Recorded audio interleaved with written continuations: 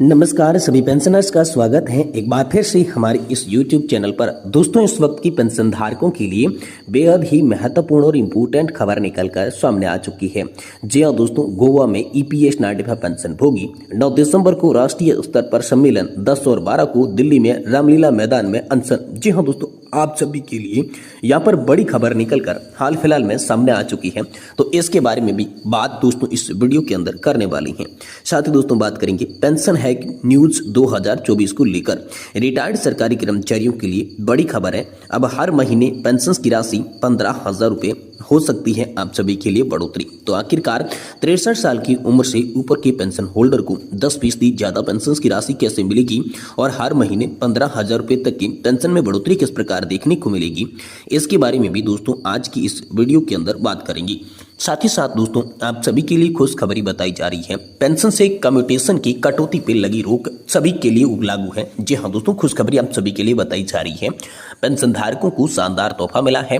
Pension से commutation की कटौती पर रोक लग चुकी है और सभी के लिए ये नियम लागू होने वाला है। तो इसके बारे में भी संपूर्ण रूप से जानकारी आप सभी को दी जाएगी। वहीं दोस्तों बिग ब्रेकिंग न्यूज आप सभी के लिए निकलकर सामने आ चुकी है। सरकार ने लिए पेंशनर्स को दे दी भेंट। जी हाँ दोस्तों, न्यूनतम पेंशन को 9,000 से बढ़ाकर 10,000 रुपए की पेंशन करेगी सरकार। जी हाँ दोस्तों, पेंशन को लेकर नया अपडेट आखिरकार सामने आ चुका है। तो आखिरकार 9,000 से बढ़ाकर न्यूनतम पेंशन 10,000 रुपए किस प्रकार की जाएगी, इसके बारे में भी दोस्तों आप सभी के लिए इस वीडियो के अंदर बात करेंगे। इसलिए आप सभी पेंशन धारकों से निवेदन है कि दोस्तों आज की इस वीडियो को आप लास्ट तक देखिएगा और साथ ही हमारे चैनल पर नए हैं तो हमारे चैनल को भी सब्सक्राइब जरूर कर दीजिएगा। तो चलिए बिना किसी देरी के संपूर्ण खबरों को विस्तार से इस वीडियो के अंदर जान लेते हैं। जी हाँ, सबसे पहले बात करते हैं गोवा में जुटे EPS 95 पेंशनभोगी। 9 दिसंबर को राष्ट्रीय स्तर पर सम्मेलन, 10 और 12 को दिल्ली के रामलीला मैदान में होगा अनशन। इसको लेकर बड़ी खबर निकल कर आ चुकी है। 10 और 12 दिसंबर को नई दिल्ली के रामलीला मैदान में 2 दिवसीय अखिल भारतीय स्तर पर आंदोलन किया जाएगा। 9 दिसंबर को राष्ट्रीय स्तर का सम्मेलन आयोजित किया जाएगा जिसमें भविष्य की रणनीति तय की जाएगी। कर्मचारी पेंशन योजना 1995 को लेकर देश भर में बैठकों का दौर हाल फिलहाल में जारी है। EPS 95 NSC पेंशन भोगियों का गोवा राज्य सम्मेलन जय संतोषी माता मंदिर, न्यू वेडीज, वास्को डी गामा में आयोजित किया गया। गोवा में अलग अलग क्षेत्र से पेंशन भोगियों और उनके परिवार के सदस्य यहां पर उपस्थित हुए थे। इसके अलावा पड़ोसी राज्य कर्नाटक और महाराष्ट्र में NSC के सदस्यों ने यहाँ पर जो है भाग लिया था। EPS 95 NSC की राष्ट्रीय अध्यक्ष कमांडर अशोक रावत की अध्यक्षता की और इस अवसर पर उपाताई राव और साथ ही डॉक्टर प्राची राउत भी उपस्थित रहे थे। गोवा राज्य के अध्यक्ष बाबूराव नायके के सम्मेलन में सभी गणमान्य व्यक्तियों और सदस्यों का स्वागत किया। उन्होंने कहा कि न्यूनतम पेंशन की हमारी मांग केंद्र सरकार के समक्ष सख्ती से उठाई जा रही है। हमारी राष्ट्रीय अध्यक्ष इसे प्राप्त करने के लिए अथक प्रयास कर रही हैं। सुभाष पोखरकर ने श्रोताओं को बताया कि पेंशन का मुद्दा सभी संबंधित अधिकारियों के समक्ष उठाया जा रहा है और इसे साकार करने के लिए हमें कमांडर अशोक रावत को अपना समर्थन मजबूत करना होगा। इस अवसर पर पिंपरी चिचवड़ के अध्यक्ष इंद्र सिंह ने भी भाषण दिया। दक्षिणी गोवा के अध्यक्ष अंकुर बागवर ने अशोक रावत का परिचय कराया। सदन में अपने संक्षिप्त संबोधन में कमांडर अशोक रावत ने बताया कि न्यूनतम पेंशन हमारा अधिकार है क्योंकि सदस्यों ने इसमें योगदान दिया है।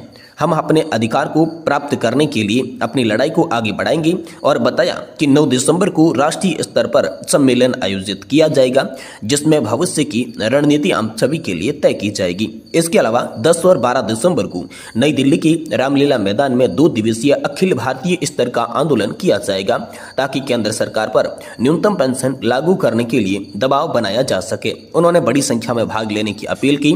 दक्षिण गोवा के अध्यक्ष अनिल केरकर के धन्यवाद ज्ञापन किया। बैठक में प्रकाश टी नायके, सामंत वुडीकर भुट्टे, विजय कंडवाकर, रमकांत गांवकर, सूर्यकांत अखुल उपस्थित रहे थे। गोवा राज्य के अध्यक्ष बाबूराय नायके ने सभी सदस्यों को उनके समर्थन और सहयोग तथा कार्यक्रम को सफल बनाने के लिए हार्दिक धन्यवाद व्यक्त किया और ज्यादा से ज्यादा संख्या में आगे आने वाले पेंशन आंदोलन में भाग लेने के लिए प्रेरित होने के लिए यहाँ पर बड़ा संदेश दे दिया है। वहीं दोस्तों आप सभी के लिए अगली बड़ी खबर की बात करें तो बेहद इंपोर्टेंट खबर आप सभी के लिए पेंशन हैक को लेकर निकलकर सामने आ चुकी है। रिटायर्ड कर्मचारियों के लिए बड़ी खबर है, हर महीने पेंशन की राशि 15,000 रुपए हो सकती है, इसमें बढ़ोतरी। जी हाँ दोस्तों, यहाँ पर कर्मचारी पेंशन योजना की स्थापना ये सुनिश्चित करने के लिए की गई थी कि कर्मचारियों की सेवानिवृत्ति के बाद पेंशन मिले। पिछले कुछ वर्षों में इस योजना से कई संशोधन हुई, खासकर सुप्रीम कोर्ट के फैसले के बाद, जिसने कई कर्मचारियों की निश्चित राशि की बजाय अपने वास्तविक वेतन के आधार पर उच्च पेंशन का दावा करने की अनुमति दी है। ये बदलाव उन लोगों के लिए आशा लेकर आया है जो महसूस करते हैं कि उनकी पेंशन उनके कामकाजी वर्षों के दौरान उनके योगदान को पर्याप्त रूप से प्रतिलंबित नहीं करती है। पेंशन बढ़ोतरी अपडेट्स नीतियों ने हाल ही में बदलाव को संदर्भित करता है जो पेंशन की गणना और वितरण के तरीकों से प्रभावित करती हैं। सरकार ने उन कर्मचारियों के लिए प्रावधान किए हैं जिन्होंने उच्च पेंशन भुगतान से लाभान्वित होने के लिए न्यूनतम आवश्यक राशि से अधिक का योगदान यहाँ पर दिया है। तो पेंशन वृद्धि की योजना के अवलोकन को लेकर चलिए आपको बताते हैं। तो योजना का नाम है कर्मचारी पेंशन योजना 1995, जो कि आरंभ हुई थी 1995 के अंदर। इसमें दोस्तों अधिकतम पेंशन की बात की जाए तो 15,000 रुपए प्रति माह होती है, योगदान 8.33% होता है। और दोस्तों यहाँ पर आप सभी के लिए जो आवेदन की अंतिम तिथि रखी गई थी उसे भी कई बार बढ़ाया गया था, और इसका लाभ जो मिलेगा वो ईपीएस सदस्य जो कि 2014 के बाद सेवा में आई थी उनको यहाँ पर लाभ मिलेगा। और लाभ जो है उसके आधार पर पेंशन कैसे मिलेगी, तो आपकी औसत वेतन के साथ सेवा अवधि को गुणा किया जाएगा और उसमें भाग 70 लगाकर आप सभी के लिए ये पेंशन की राशि निर्धारण की जाएगी। और उच्च पेंशन विकल्प की बात करें तो संयुक्त विकल्प फॉर्म के माध्यम से आप सभी को यहाँ पर हायर पेंशन का लाभ मिलेगा। ये बड़ी खबर दोस्तों आप सभी के लिए हाल फिलहाल में निकलकर सामने आ चुकी है। वहीं दोस्तों खुशखबरी है आप सभी के लिए, पेंशन से कम्यूटेशन की कटौती पर रोक सभी पेंशन भोगियों के ऊपर लागू। तो आखिरकार खुशखबरी क्या है, पेंशन धारकों को शानदार तोहफा क्या दिया गया है, पेंशन से कम्यूटेशन की कटौती पर रोक कैसे है, सभी के लिए ये लागू किस प्रकार है, चलिए इसके बारे में विस्तार से जानकारी को आज की इस वीडियो के अंदर जानते हैं। लेकिन आपसे निवेदन रहेगा कि आप इस वीडियो को लास्ट तक जरूर देखते रहिएगा। दोस्तों तेलंगाना हाईकोर्ट ने एक महत्वपूर्ण फैसला सुनाया है जिसमें कहा गया है कि जिन पेंशन भोगियों की पेंशन से कम्यूटेशन की कटौती की अवधि 10 साल पूरी हो गई है तो ऐसे पेंशन भोगियों की पेंशन से आगे कटौती नहीं की जाएगी। तेलंगाना हाईकोर्ट का यह फैसला इसलिए अहम है क्योंकि यह फैसला केवल व्यक्तिगत रूप से कोर्ट में जाने वाले पेंशन भोगियों के लिए नहीं है बल्कि सभी पेंशन भोगियों के ऊपर लागू होता है। कम्यूटेशन कटौती बंद करने का आदेश की बात करें तो आपकी जानकारी के लिए बता दें 20 नवंबर 2024 को रीट याचिका संख्या 32,177 के तहत हाईकोर्ट की एक अंतरिम आदेश पारित किया जिसमें कहा कि जितने भी रिटायर्ड पेंशन भोगी हैं अगर उनकी पेंशन में कम्यूटेशन की कटौती की अवधि 10 साल पूरी हो चुकी है तो आगे कम्यूटेशन की कटौती नहीं की जाएगी। यह आदेश सभी पेंशन भोगियों के ऊपर लागू होता है। माननीय कोर्ट द्वारा क्या कहा गया, तो कोर्ट ने एक महत्वपूर्ण बात दोहराई कि जितने भी ऐसे केस से प्रभावित पेंशन भोगी हैं तो सभी के लिए लागू है।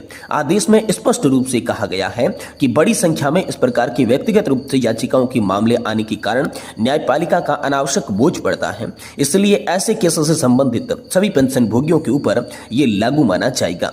तेलंगाना हाईकोर्ट ने कहा कि याचिकाकर्ताओं और समान रूप से जितने भी प्रभावित पेंशन भोगी हैं तो सभी की पेंशन के आगे की कम्यूटेशन की वसूली नहीं की जाएगी। समान परिस्थितियों वाली सभी रिटायर्ड राज्य कर्मचारी के पेंशन भोगियों को अंतरिम सुरक्षा प्रदान की जाएगी, चाहे उन्होंने व्यक्तिगत रूप से न्यायालय का रुख किया है या नहीं किया है, ये सभी के ऊपर लागू होता है।